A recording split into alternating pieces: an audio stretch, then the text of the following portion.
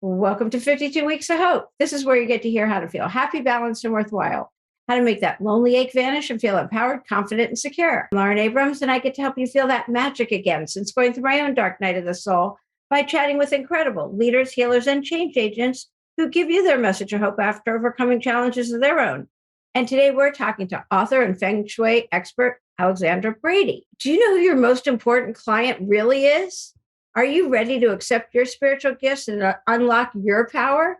You're about to find out how to get rid of those negative patterns that you might not even be aware of, as well as a lot of other cool ways to tap into your inner beauty.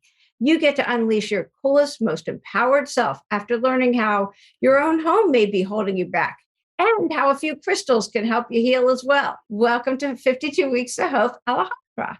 Or is it Alec? I didn't even ask you. I meant to ask you. It's Alejandra. Okay. Which is Alexandra in Spanish. So you got it right either way. Okay, great. All right. And I love that you're a certified crystal healer. I love crystals. I have them all over. So we'll get to that. All right. And I just said to you right before we started recording, your website made me so happy. It just, and I can't say that about everyone's, but yours just, I don't even know exactly why. It just made me happy. So it's through your having your own hardships that you came into this aha moment. And I love hearing about that stuff because it's how we get broken open in our hardest times that we look back and go, oh, I see. That's how I got here. So can you talk about that because, and your book and all of that, your book title? Sure. Well, first of all, thank you for having me. I appreciate that you reached out and I'm very excited because I am a listener. So it was really exciting to get the email and ask me to be on your podcast. So yeah, I love it. That was a first. I loved your response. You're like, I love that. I love your podcast because that's not always, I don't always get somebody who says, I'm a listener. So anyway, that was very fun for me too. So go ahead. Well, good. I'm so glad. So yes, I started my spiritual journey and I think this is what I really want everyone to take home with them more than anything else at 50. So it doesn't have to happen when you're really young and you're never too old to pivot and to go a different direction in life and then to have life take you where you're meant to be, right? So what happened to me was I've been an interior designer for almost 20 years at this point in time. So like any of us who've been doing what we do for a long time, we can do things kind of in our sleep by this point. You know, I can go into a room and make it beautiful and make it all those things that everybody wants aesthetically. But I was finding that wasn't enough for me anymore. And I wasn't feeling fulfilled from my projects and my clients. And I wasn't attracting the kind of clients, not all of them. I don't want to, blanket all my clients by saying that. But for the most part, I wasn't attracting maybe the clients that I really kind of wanted to draw. I just knew that there was something off. And then out of nowhere, I went to my doctor because when I was 47, I had a hysterectomy and a bladder surgery that went horribly wrong. And I had to catheterize myself for 6 months until they were able to fix it. 3 months after that, I got told I had to go in for lower lumbar fusion. So my lower back got fused. So after recovering from all that, here I was turning 50. I was excited. We're going on a trip. I started having all these pains in my shoulder and I went to my surgeon and I just said, what's going on? Could it be, from the lower back? And they did MRIs and all that. And he goes, not going to tell you have to do it today, but I'm going to tell you need to go home, talk to your husband, get a game plan in the next few weeks. You need cervical fusion. I'm like, what? From where? I'd had scoliosis as a child, so I wore a back brace. So I knew the lower lumbar fusion at some point in my life was going to happen. But there was never an issue with my neck, and if you think about it, your neck is your voice, and chakra. Yeah. Yes. Well, and then think about my lower lumbar, my root. So my root is fused and my neck is fused. So my throat and my lower and my root are fused shut, all combined.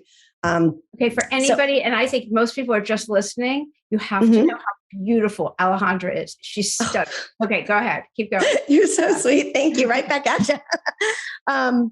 So that caught me very, very much by surprise. And I was in the middle of working with one of my favorite clients at that point.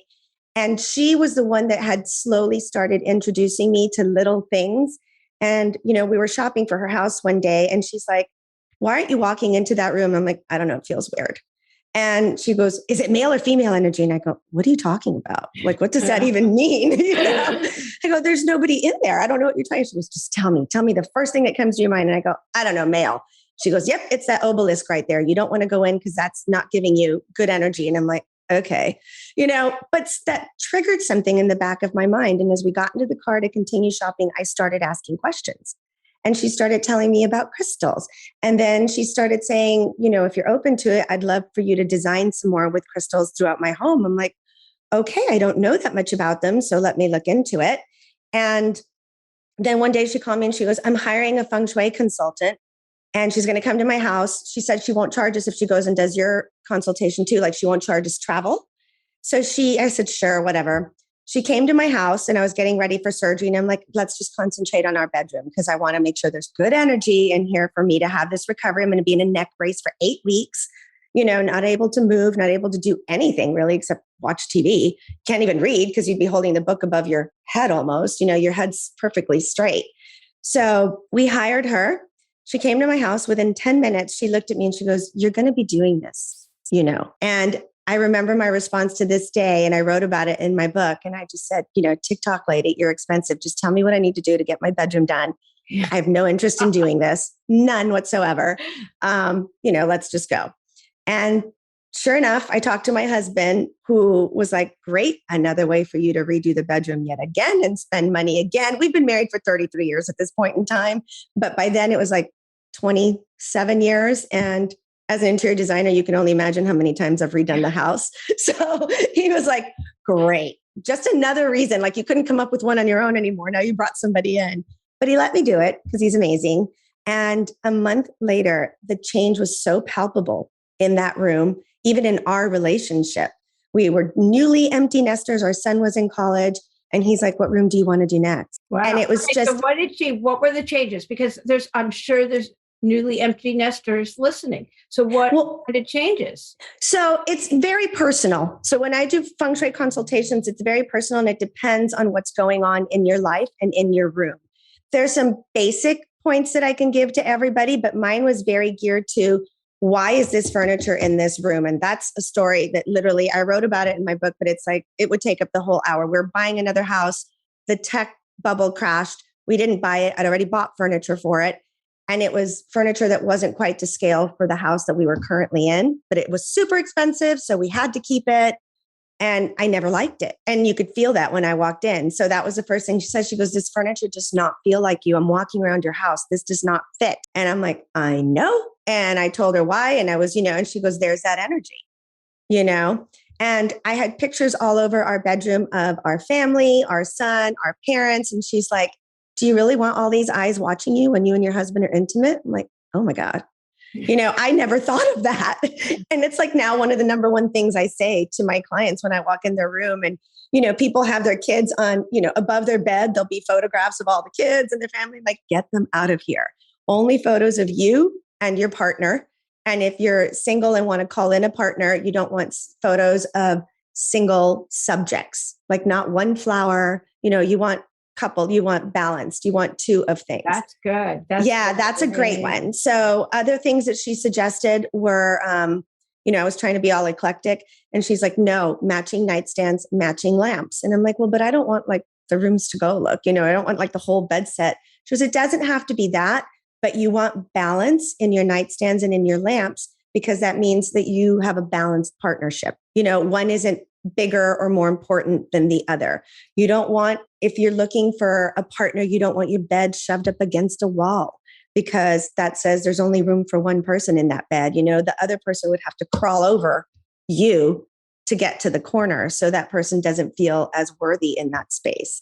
So there were a lot of things, she suggested that I now suggest with my clients. I post on my Instagram all the time. I've got all sorts of bedroom feng shui tips that people can come and see for free. But the point was she left, we did it, it worked. And once it started working, my husband's like, what are we going to do next? What are we going to do next? We did the entire house. And then he looked at me and he goes, you need to do this. I go, I know I need to do this. So about 6 months later, I reached out to her and I said, hey, remember me? I'm one of like probably 100 you've done since then. We didn't even know at the time. She is world renowned. She has a book that's been translated into 9 languages. I didn't know that when we hired her. And I love that, when the student is ready, the teacher appears. Yeah. And that's what this was with Karen Rock Carter. She is just I owe her so much because I decided to do the course. I decided to get certified. And that was my gateway drug to all other spiritual modalities. That made me curious about meditation, about crystals. I decided to get certified in crystal healing. And I don't do it to touch people. I do it so that I am informed as to which crystals to best bring into their home and their space. Since I work, with the home, I'm not working with a person touching them, right? So, but both my biophilic certification is the same thing. It's all for the house. What is that? It's biophilic certification. So I'm also a biophilic designer. Yes, I'm a certified biophilic designer. I don't even know what that is. Okay. So that was my latest and greatest. So fast forward 5 years. In December, I started getting antsy again. And I'm like, I know that there's something else I want to incorporate into my toolbox, and I don't know what it is. And I'm being honest when I tell you, I don't know how I found it, which is kind of what happens with everything. When I'm supposed to do it, it just kind of pops up and I start seeing it or hearing about it, or something happens multiple times within like a 24 to 48 hour period that gets me to know that now it's time to pay attention. So I reached out to a teacher that I knew from somebody in common. Oh, I know what happened. Somebody on Instagram asked me if they could meet me. She was also an interior designer and she was a Feng Shui practitioner, and she just wanted to have a chat. So we had a chat. We just had a chat, talked on the phone. And she said, I just have to say, and that encapsulates so much what I talk about. Yes. Life is about showing up. Yes. It's about showing up. It's about saying yes. You have no idea what life has in store for you. Okay, keep going. I totally agree with you. And so she said she was studying biophilic design, and and I'm like, what is that? I'm so curious. It's been popping up for me. So she's like, I'll send you some info. She sent me info. I found a teacher and I just decided to get certified. So it's such a natural add to what I already do, because with Feng Shui, we want to bring in nature. We want to bring in natural elements. We are all about clean beauty, clean health, clean, everything in your house being organic as possible. So biophilic design is the study, the practice now, whatever you want to call it, of learning how to bring nature more into your environment. So through biophilic design, we can bring it in with direct views of nature, which means actual plants, like this is a direct view of nature. It's a plant. Indirect views of nature, the color green. And this is my husband's office. And by the way, we did this before I was certified. So it's kind of funny how instinctual this happened to be for me. You can bring it in through color. You can bring it in through the furnishings that you choose. You can bring it in through light. There's different light bulbs that have all sorts of different lumens to mimic the different times of the day. What we found when I was studying is that 64% of the world's office workers don't see natural daylight. It's amazing. And that is so sad. So your circadian rhythm is never correct. If you go into work before the sun comes up and you leave at the end of the day, you never are getting natural light. And that leads to a lot of health consequences and turnover and people not wanting to come into work, So bringing in biophilic design into corporate or residential spaces just kind of improves all of that. It improves the air quality, the health quality. It is a great addition to get people to come back into the office. Since the pandemic, people kind of don't want to come back. And that's why, because they felt better being at home. I'm doing a wellness room for a really big construction company here in Tampa because they had a nursing mother who said, the room that you put me in to pump is like a cell block. And she's like, I don't want to do it. Yeah, I don't want to do it. Every room to pump is a cell block is a perfect way to put it. So we are changing all that. It is a room with no windows. So we're bringing in a large piece of artwork that is an outdoor scene. And since they're a construction company, I'm like, give me one of yours that focuses more on the nature around your building than your building, but your building can be in the background. So they're working on that for me. I'm bringing in wallpaper that's biophilic with lots of bright colors and greens and whites and just something, we're adding in natural furnishings. We're adding in plants to kind of help the air in there because again, there are no windows. So we cannot open a window. Right. I'm bringing in an oil diffuser so that they can diffuse some relaxing oils because I know you need to be more relaxed to pump, so while she's in there, she can diffuse a little lavender and just kind of make it so that her body can relax enough to do what she needs to do. And I think it'll be used for way more than that. The person who hired me to do it, she's like, oh, there's going to be way more than just this one mom in there. Everyone's going to want to go in there for like a little break, and we have it so set up with a little desk. So if you needed to just go in and work, you can do that too. So it's creating that nature inside so that we can all be at an optimal performance. So that's biophilic, but that's a newer version. And then you're a certified crystal healer. So how do you get certified? I mean, what does that mean? Because I love crystals. I always feel like if I hold even just a rock when I'm on a hike, they feel right in my hand. Even when my kids were little, I just feel like which one feels right in their hand. Right. That's how I always taught them to. I say that now, and well, it's their age. No, it's true. You're right. No, I know, but their age, I can see them rolling their eyes, and they don't listen to the podcast, so it doesn't matter.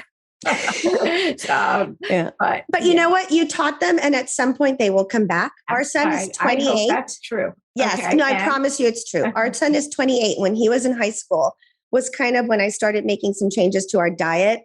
And we were doing a lot of the green smoothies and a lot of, we started making better choices as a family. And he'd walk his friends through the kitchen. He goes, those are my parents. They don't eat solid food. They only eat smoothies, with the big roll of the eyes and the whole thing. Now, when he and his fiance come to stay with us, I'm like, what do you want me to have for you while you're here? Everything to make smoothies in the morning, so it does sink in and eventually they will come back to it if it resonates with them. And I'm finding so much of the stuff that he rolled his eyes as a teenager and all through college, he is totally into now. Okay, good. That's reassuring. So they come back around. They really, really do. Even all this, all my spiritual gifts, it's a lot for him. And I get it. It's a lot for anyone to go through because I was one person until the age of 50 and I'll be 56 in September. I'm a completely different person. Forget it. I was like this their whole life. It doesn't matter. And that's even better. See, I was not, so it's an adjustment for everyone when you go through a journey like this. Yeah. And I love the fact when you started off by saying you're never too old, because it's so true. That's my tagline. You're never too old to fulfill your purpose and do what brings you joy.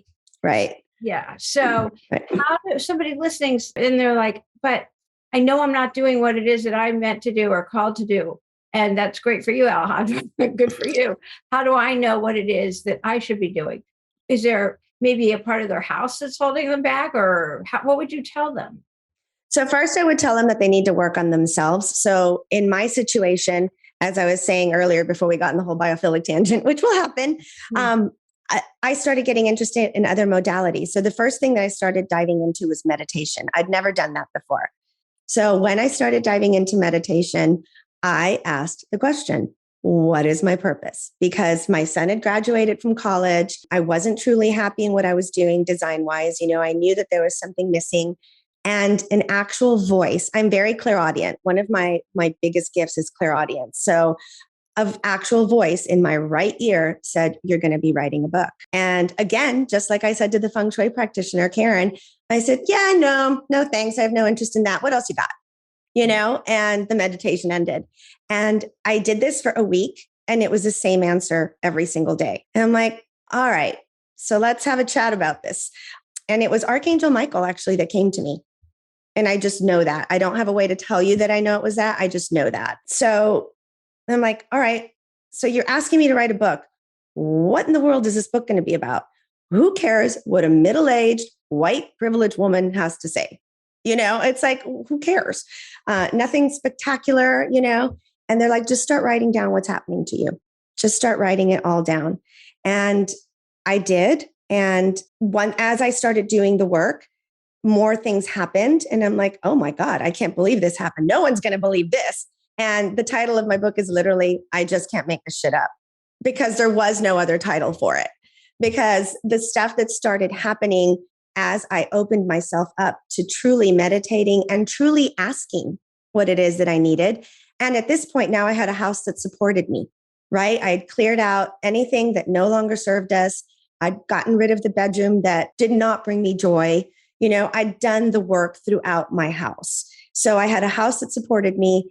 I was doing the work to try and find what I was supposed to do with myself. And that's how all of this started coming into place. And that's when one night I got told to go to Sedona. And I'm like, what is Sedona? Where is Sedona? And, I honestly didn't know. And then the next day I'm shopping and this woman that I have not seen in literally 10 years walked up to me. She's like, hi, oh my God, I just got back from Sedona. Have you ever been? And I'm like, okay, what? And within 24 hours, a third thing happened. And I'm like, all right, I guess I need to pay attention to this. Let's look at Sedona. We're visiting my son in Chicago. I'm like, what do you guys think of a second home in Sedona? He's like, is there golf there? I'm like, I don't know what's in Sedona. I just know it's somewhere in Arizona. We left on a Sunday. He sent us a Zillow listing on a Thursday. Our son did. Friday, we had a real estate agent. Saturday morning, my husband and I got up and had coffee. And we're like, we should probably go see this place. We're already looking at buying a house there. Like, this is ridiculous. Flew there the following Thursday, shopped for homes Friday and Saturday, did not find anything. So I was like, well, maybe I heard that wrong. Maybe I'm not. Maybe it was just to get me here. And that's the thing.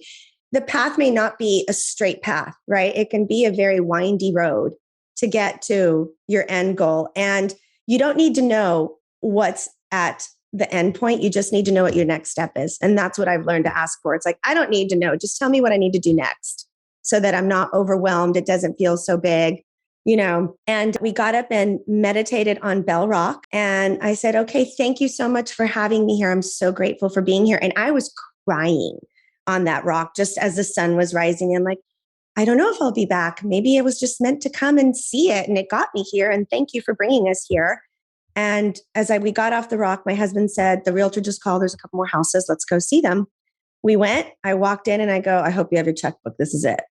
We put in an offer the next day on Monday. We owned it on Tuesday, 10 days. So that's how things happen when you truly ask. But then what I've also learned from many healers that I've worked with throughout this journey is that when you ask and you get an answer, you need to pay attention. You cannot laugh. You cannot, dismiss. So now when I get told to do something, I'm just like, okay, just tell me what you want and tell me how to do it. Like, help me out, channel through here. I love that. But tell me how to do it, because tell me how to do it. And I also add in, you can be blatant. If I'm not getting it, you can be blatant. You have to be. And then I start ducking, like what? Like I'm going to get struck by lightning or something bad, but I can't help it because when I say you can be blatant, I'm like, oh, yeah. It's never bad, but I always feel like, I fought the book so much that it took so long. And then it finally got written in Sedona. So I know that's why I was taken there full time during the pandemic, because my friends were not there. There's not much you could do except hike, which of course is amazing for then coming back to write. But that was it. That's what we were doing. So as soon as the book got finished, then I got told to leave. I'm like, okay. Then when we moved back here, I got told to create a Feng Shui card deck. And this time I'm like, okay, fine. Just tell me what you want. 3 weeks later, it was done because I stopped fighting, and I just feel that's such an important thing. If you truly are searching for your life's purpose and you ask and you get given the information, then you have to take, action. You have to take accountable action. You do have to you have to add your part to it too. You can't just wish for $1 million and expect it to show up. You've got to go out and do something that helps it come in.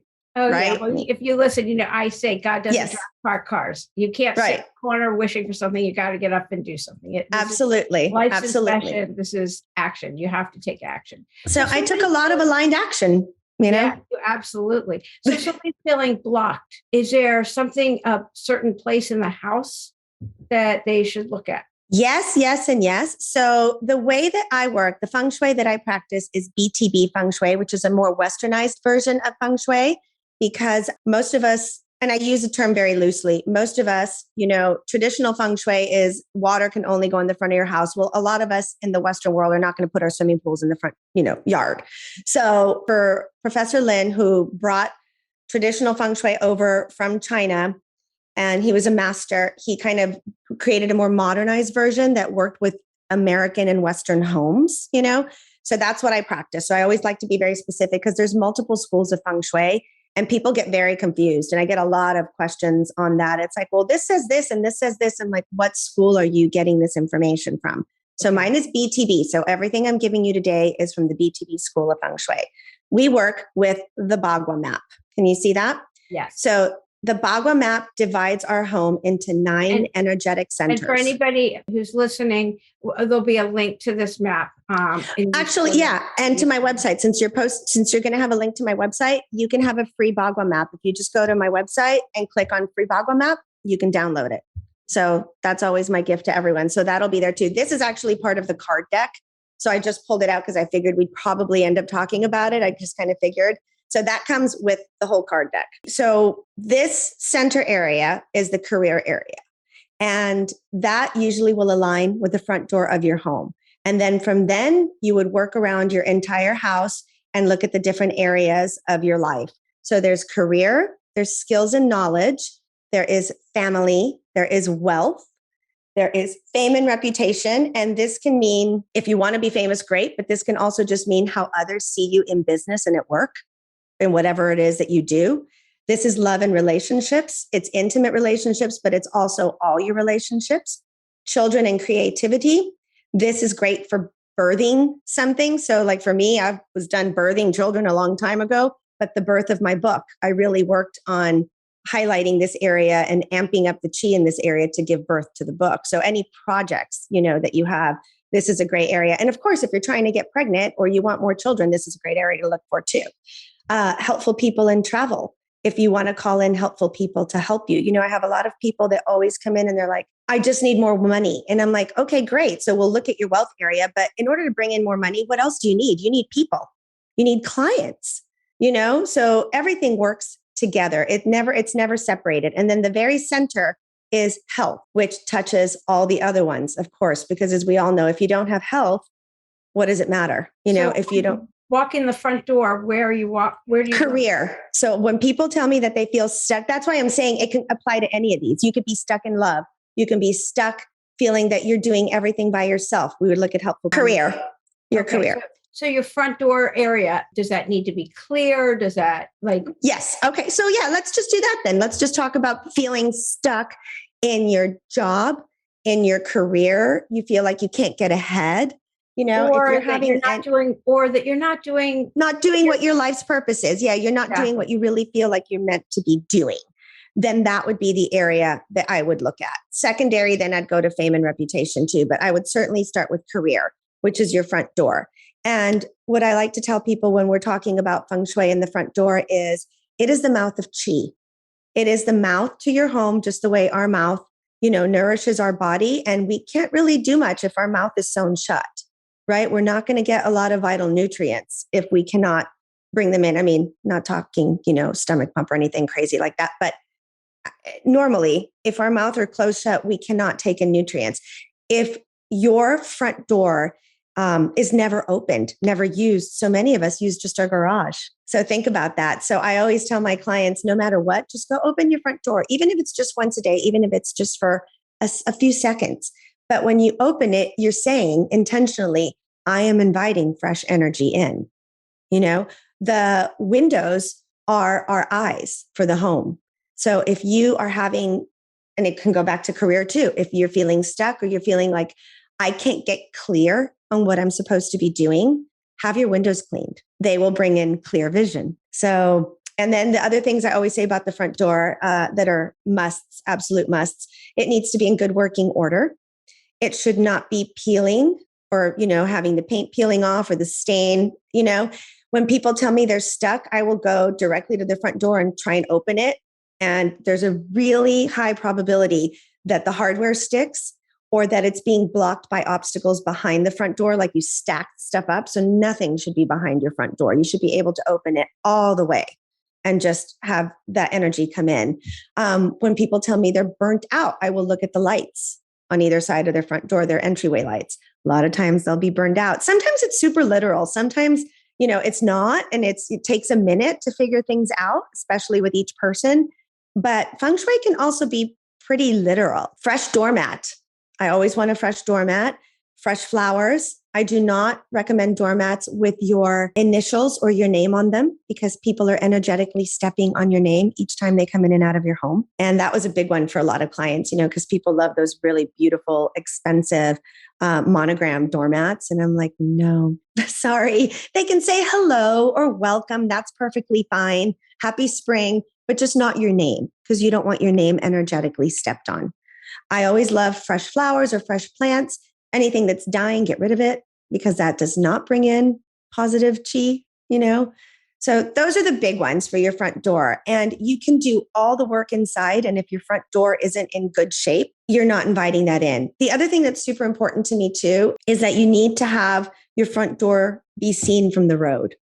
You want it to, because it needs to attract the energy in. If you can't see your front door, it's going to be a little bit more challenging for chi and energy to find its way into your home. Those are great. I love those. Right? They're fun. I love this. And I'm not somebody that, I wasn't into all of this until I was looking at your website and listening to this. I'm like, oh yeah, I'm into it. I love this.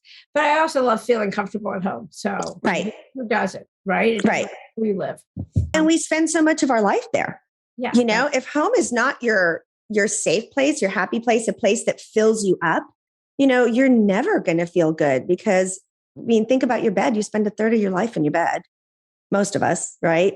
And then your home is ground zero. You need that to be supportive all the time. Yeah, definitely. So what's the hardest challenge you've ever gone through and how'd you get through it? I think I would say my spiritual journey. And I will say that because I lost a lot of friends. And I do want people to know that too, that will happen, as you get stronger and you grow in your own power and you grow in your own beliefs and you are willing to stand up for what you believe in. Sometimes people will drop off. And I think I was surprised by that. I think I thought everybody was just going to be like, oh, yay, good for you. This is awesome. And they would be on board. And I was training for my Feng Shui certification. And I asked several of my friends, can I come practice on you? Only one said yes. And these are friends that I've had for over 30 years. The rest are like, I don't believe in Feng Shui. Oh, no. And even though I would say, I start off most consultations with this, Feng Shui is not witchcraft. It is not a belief system. Feng Shui doesn't care if you believe in it or not. The energy's there. You might as well work with it instead of against it, right? It just doesn't care. It's there.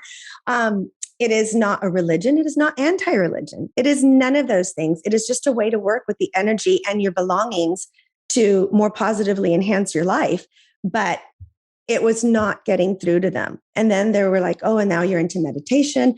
Now you're going off to Sedona and now you're into crystals. And, a big part of my journey was quite lonely. Even my husband, bless his heart. I love him dearly. I went to a past life regression, my very first one. So I was already nervous, and I went to go do it. And sure enough, I kind of already knew what lifetime was going to come up because this is actually a reminder of a previous lifetime where I was hung because I'd spoken up. I've always been light. Thank goodness. I've never been dark energy, but I'm very, very, very old. I have lived many lifetimes. I have been pharaohs. I have been in chains. I have been goddesses. I have been sorceresses. I've been all these things, which is really cool.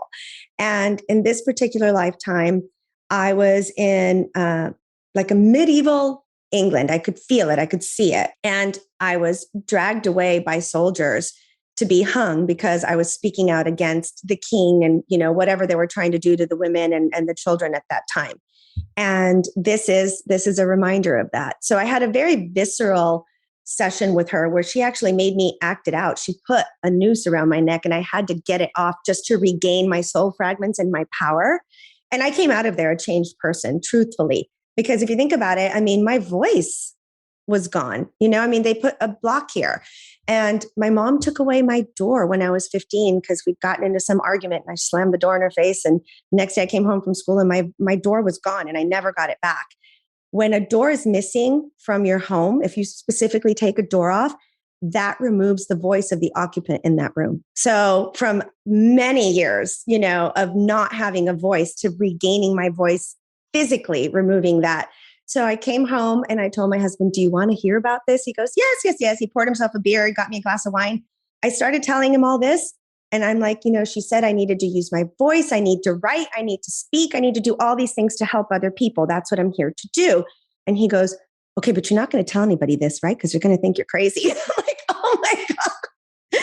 So, even the most well-meaning in our family, it's a little out there for people. And I think as you're going through these journeys, you have to understand that, and you have to give them grace too, that it's going to take them a minute to come around. I'm like, I literally just got told to use my voice and you told me to be quiet. Yeah. So everyone pretty much has come around, and those that haven't, like my biological family, it's okay. I had to let them go, and I wish them all the love in the world. And I wish them, peace on their journey, but our journey's no longer aligned. And I wrote about all that in my book too. I was adopted as an infant.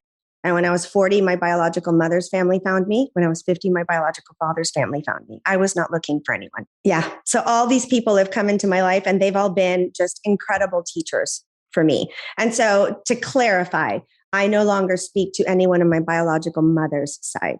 My biological father's side, I have a half brother who has been so supportive and came down for my book launch and, is just a lovely soul. He really is. But on the other side of things, I was called of the devil for sharing these things with them. And I tried a couple of times to come back, and I write all about it. And, in the end, it just was not meant to be. And they were there for a period of time. They were there to show me a lot of things. They were wonderful teachers. Then I just, and that's a big part of the journey too, right? You have to learn when to let go and when to know. And, people would be like, oh, but they're family. I'm like, and it doesn't matter to me anymore. I don't differentiate, and I don't feel an obligation to anyone or anything that I no longer feel is aligned with what I am here to do and how I'm here to do it, and that includes family. And it just has, that's for me, not everybody feels the same way, but that has been one of my biggest lessons, to set boundaries, to say no, to say, if you're going to treat me that way, it's not okay. And, I'm not going to keep coming back for it. I'm just going to say, I wish you well, goodbye. You just have to. Plus they came looking for you. So they did, which is why it was so surprising as to how they reacted when all of this went down. Yeah. So, but it's okay. Everyone's path is different. Everyone's journey is different. Absolutely. I feel millions are waking up during this time. This is a time when there is a massive spiritual awakening, but it doesn't mean everybody will. Right. So in the same way. So it's okay. Yeah. Yeah. Their journey is different. And I'm grateful, I'm grateful she didn't have an abortion. She had me in the 1960s. I could not be here at all.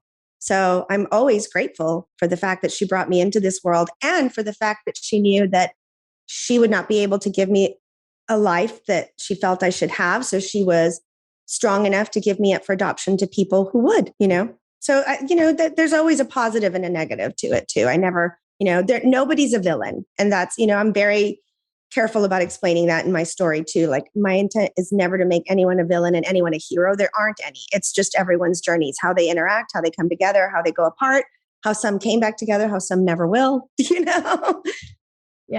Yeah, absolutely. So well said. Yeah. Do you have a message of hope you want to give? I think I would circle back to the beginning. It's never too late. If you truly, truly feel like you have a life's purpose to fulfill and you don't know what that is, no matter where you are in your life, sit down and ask. Just ask, and then be ready to listen and be ready to take aligned action with what you are asked to do. Yeah, it's so true. I love that.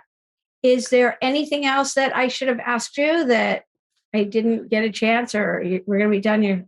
Lauren should ask me this. I'm trying to think. No, I feel like we kind of talked about everything that we probably should have covered. I feel good about it. I feel good.